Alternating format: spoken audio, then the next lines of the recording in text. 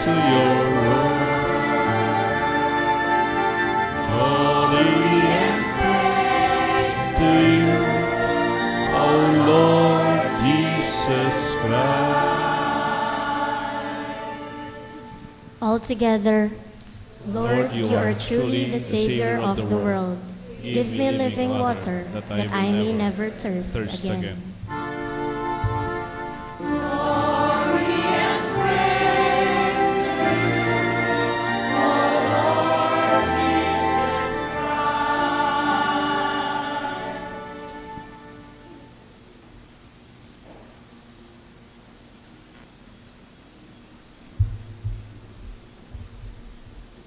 The Lord be with you. And with your spirit. A reading from the Holy Gospel according to St. John. Glory to you, O Lord.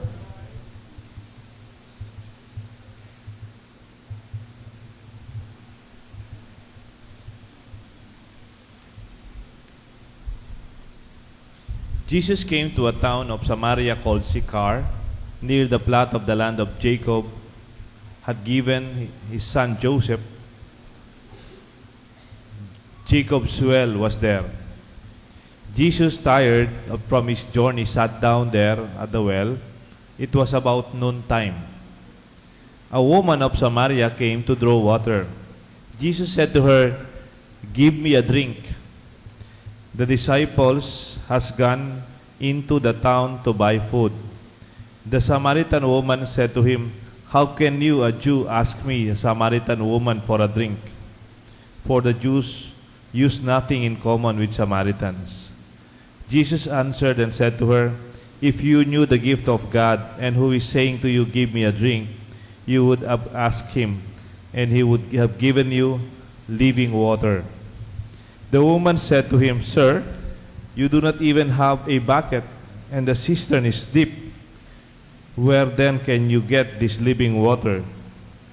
Are you greater than our father Jacob, who gave us this cistern and drank from it himself and his children and his flock?" Jesus answered and said to her, "Everyone who drinks this water will be thirsty again. But whoever drinks the water I shall give will never thirst. The water I shall give will become in him a spring of water welling up to eternal life." The woman said to her, "Sir, give me this water so that I may not thirst again, or have to keep on coming here to draw water." Jesus said to her, "Go, call your husband and come back." The woman answered and said to him, "I do not have a husband." Jesus said to her, "You are right in saying you do not have a husband, for you have had 5 husbands, and the one you have now is not your husband. What you have said is true." And the woman said to him, "Sir, I can see that you are a prophet. Our ancestors worship in this mountain, but you say that the place to worship is in Jerusalem." And Jesus said to her, "Believe me, woman, the hour is coming when you will worship the Father neither in this mountain or in Jerusalem. You people worship what you do not understand. We worship what we understand. But the hour is coming, and now is here, when true worshippers will worship the Father in spirit and truth. Indeed, the Father seeks such people who worship Him. God in spirit, and those who worship Him must worship in spirit and truth." The woman said to him, "I know that the Messiah is coming, the one called the Christ. When He comes, He will tell us everything." Jesus said to her, "I am He, the one speaking with you."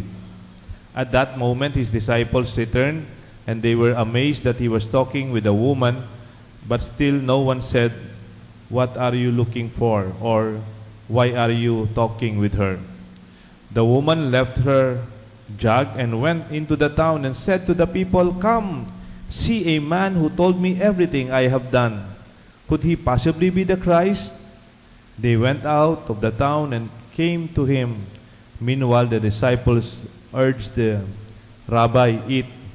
But he said to them, I have food to eat, which you do not know. So the disciples said to one another, could someone have brought him something to eat? Jesus said to them, my food is to do the will of the one who sent me and to finish his work. Do you not say, in 4 months the harvest will be here? I tell you, look up and see the fields ripe for harvest. The reaper is already receiving payment and gathering crops for eternal life, so that the sower and the reaper can rejoice together. For here the saying is verified that one sows and another reaps.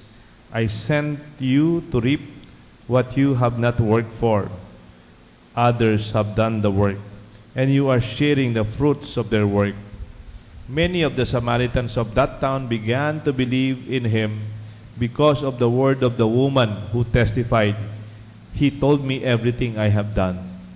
Then the Samaritans came to him. They invited him to stay with them, and he stayed there for 2 days. Many more began to believe in him because of his word. And they said to the woman, we no longer believe because of your word. We have heard for ourselves, and we know that it is truly the Savior of the world. My dear friends, the gospel of the word. Praise you, Lord Jesus Christ.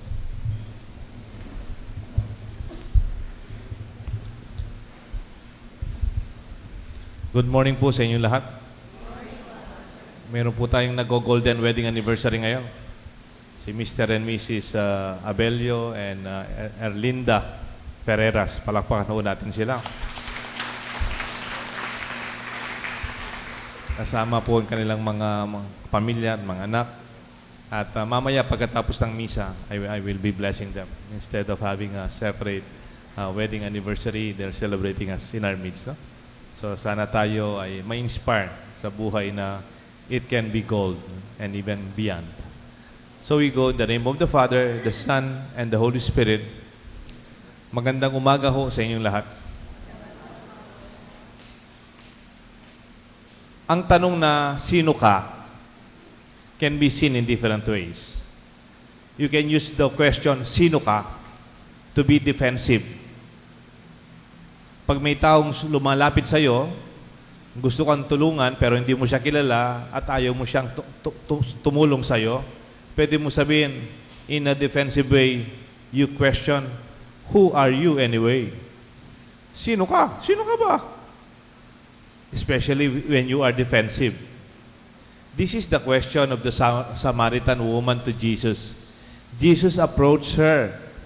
Give me something to drink. Sabi ni Jesus sa Samaritan woman. But the Samaritan woman seemed to push Jesus. I have nothing to do with you. I am a Samaritan woman and you are a Jew. Do you remember the Good Samaritan? The story of the Good Samaritan? Samaritans are outsiders from Jerusalem. Tagalabas po sila. Kaya hindi sila gusto ng mga inner Jewish circle. Kaya nga, the woman asked, you are a Jew and a man, and I am a woman. We have nothing to do to each other. I am a Samaritan. You have another faith. Sino ka for you to ask water from me? And that woman seems to push Jesus away. Kung minsan, ginagawa rin natin to, di ba? Sabi ka pa sa uboy, sabi, mukhang defensive. When you are quite sensitive, may tanong lang, kung minsan, you are already anxious. Sometimes you are already suspicious. But Jesus was actually correct and accurate. And Jesus said to her, sino ka? Parang Jesus returned the question. But this time, not in an offensive or defensive way, but in a loving and merciful way. Kasi di ba, pag may nagsabi sa'yo, sino ka ba? Pwede mo sabihin, sumagot ka, ikaw rin, sino ka ba? It can become parang tawag din, dogfight. No? You don't have to go down to that level. Because Jesus raised the level of their conversation. When Jesus said, sino ka? Kasi sabi ni Jesus, go and tell your husband, I am giving you water of eternal life. Sabi ng babae, I do not have a husband. At sumagot si Jesus, I know you don't have a husband because you have 5 men before you. And the man you are with now is not also your husband. Nabigla itong babae. Ang pinakatatagong-tagong sekreto niya sa buhay, sinalamin ni Jesus sa kanya. Alam niyo po yung mga salamin? Sino po sa iyo? Karamihan tayo siguro, before the Mass, nagsalamin muna tayo. Alam niyo po, minsan nakapasok ako sa kumbento ng mga madre dito sa Betis at saka dito sa mga Carmelite. Kumisan po, nagbibigay ako ng seminar, recollection sa mga madre. Napansin ko sa mga madre, wala silang salamin. Wala silang, siguro dahil nakabelo na sila, hindi na sila nagsasalamin. And maybe that's part of their simplicity in their life. Pero tayo hindi pwedeng walang salamin, no? Minsan nga, kahit walang salamin, ginagamit na lang yung cellphone para magsalamin. Pero alam nyo pa, sana magkaroon ng salamin na yung pagtinignan mo, hindi yung mukha mo yung makikita mo. Makikita mo yung kalooban mo. May salamin hubang ganon? Is there a mirror where you can see yourself? The inner self of you? Your real life? Wala pong ganon, eh? But you know, in the gospel, Jesus is like a mirror. Sinalamin ni Jesus ang tunay na pagkatao ng babae. Yung tinatago niyang katotohanan sa buhay niya. Did you not notice there is a peculiar detail in the gospel? Umihigib ng tubig ang babae by noontime. Tanghaling tapat, doon hupo siya umihigib ng tubig. Di ba tayo namamalengke pag maaga? Di ba tayo lumalabas para mamili ng kailangan natin sa labas pag early morning? No? Sa St. Jude, maraming mga lalaking namamalengke dito pag maaga, di ba, no? Pag umaga. At iniiwasan yung tanghaling tapat.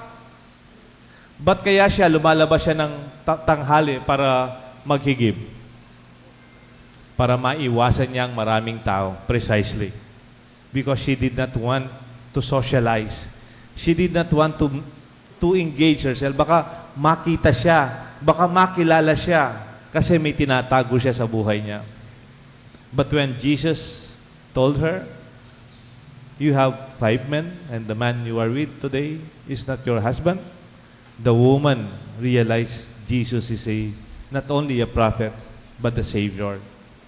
Para bang this time nawalan yung defense niya. Kanina defensive siya, di ba? Parang all her defenses went down because she realized she was before the Lord. Pag nagdarasal po tayo, we don't have to show anything extraordinary before God. Before God, because God knows us inside and out. Sino ka? Jesus asked her, sino ka talaga? Nung Ash Wednesday, di ba, nilagyan po tayo ng abo? Di ba tayo naglilinis ng mukha? Di ba tayo nagpapaganda? But nung Ash Wednesday, linagyan tayo ng abo. Nalagyan tayo ng dumi. We were given dirt before us. Parang sinasabi natin sa simbahan, sa harapan ng Diyos, hindi man tayo kailangan magmamalinis. Alam niyo po yung expression na ng mamalinis? Para ba pinapakita mo malinis pero deep inside it's not? Before God, we can show that we are also dirty. But that is the point. The point that in spite of all of this, Jesus accepted the woman. Jesus looked at the woman lovingly. I am offering you not water from this cistern, but the water of eternal life, that you will not thirst anymore of attention and love. Those 5 men did not really give you the love that you were looking for. Maybe what you really need is the love of God that is unconditional and it will not use you. And that kind of love is seen in acceptance. Alam niyo po yung Psalm 139, sabi po sa Psalm, you alone created my inner being. You formed me when I was inside my mother's womb. Parang nasa sinapupunan pa ako ng nanay ko. Kilala mo na ako. My innermost being, you created them. How can I hide anything from you? Siguro ganyan ang tunay na nagmamahalan. Wala na tayong tinatago. What you have called me to be, I admit that we are who we are before God. Sino tayo sa harapan ng Diyos, ay sino tayo talaga. Dalawa pong bagay yan. Sino ka? The defensive question. And sino ka talaga today? Because God will always embrace you for who you are. And in this question of Jesus, He was actually liberating the woman from hiding. Jesus was liberating the woman from her sins. Jesus was making the woman free from her past. Mayroong mga taong ayaw lumabas, ayaw nang magpakita, ayaw nang mag-involve sa community, sa relasyon, dahil nagkamali o nasaktan o sinaktan sa nakalipas. The Lord wanted to call the woman again. Hindi lang sino ka, the woman asked. Jesus confronted her, sino ka talaga? The reality. And what is most important, ang sinabi ni Jesus sa ikatlo, sino ka dapat? The sino ka dapat question is the mission that you have in life. Kung minsan dahil sa nakalipas, you cannot face your future. You could not even have a dream or a sense of mission. You are called for a purpose. You were born for a mission. And your life should not be about what happened in the past, but it is a calling to realize a better future before you. Who are you called to be? Let not your past hold you.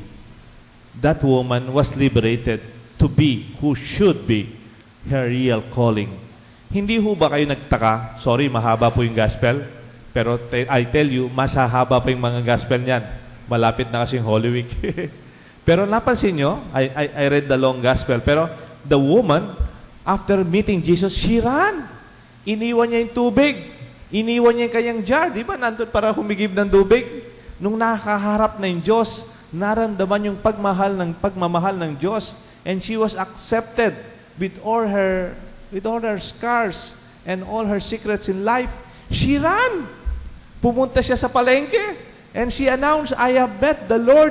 And she told me who I am. She knows me. And she accepted me. I felt His love. Come, let us go to Him. Aba? Itong taong nagtatago? Itong taong masikreto sa buhay? Itong ayaw niyang humarap sa mga tao, very defensive? This time, she's engaged in sharing her good news. Kahapon po, nagkaroon ng recollection dito sa parokya natin. And yung topic pong binigay ni Father Jess Layug at dalawa pang speaker na mag-asawa, si Maritz at si Rolly David, ang question, why do I share my faith?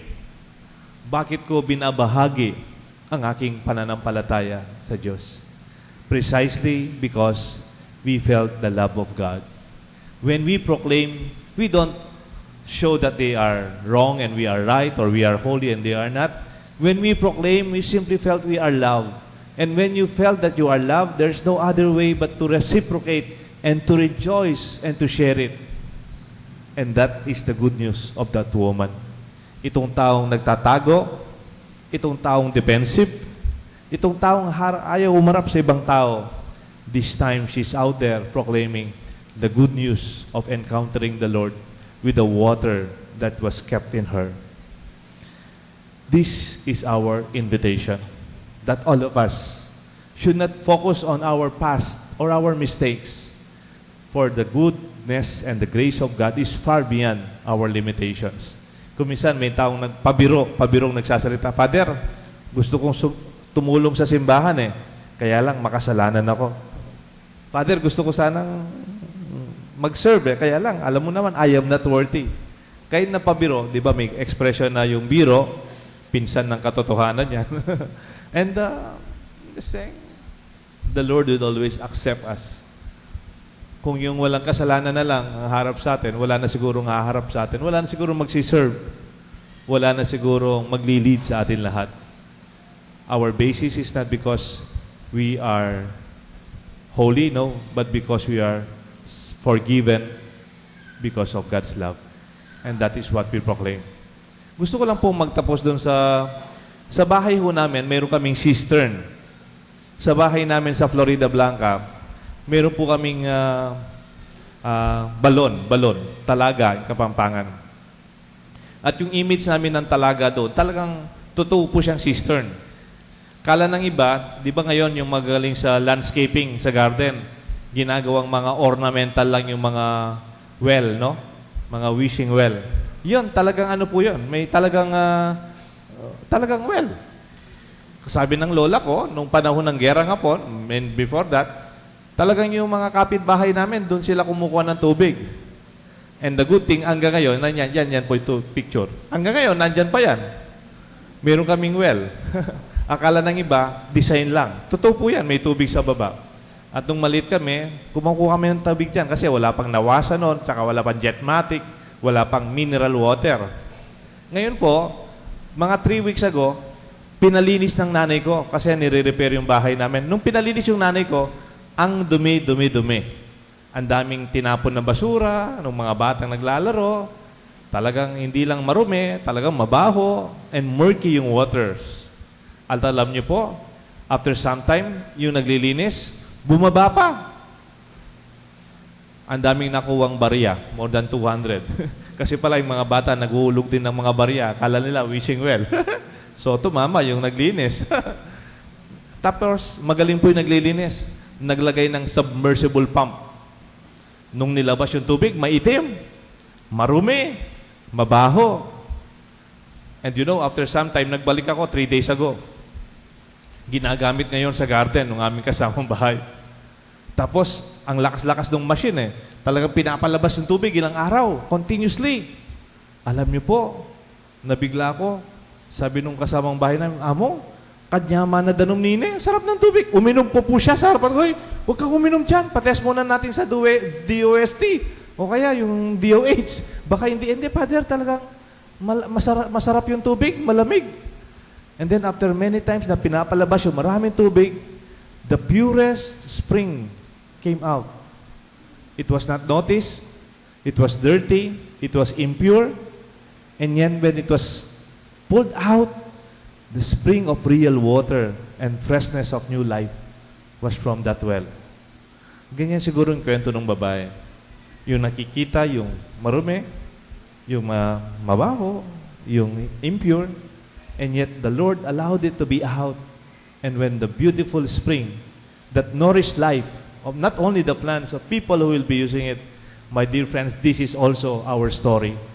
Do not allow the past and our mistakes cover the freedom of giving ourselves and our real purpose of who we should really become.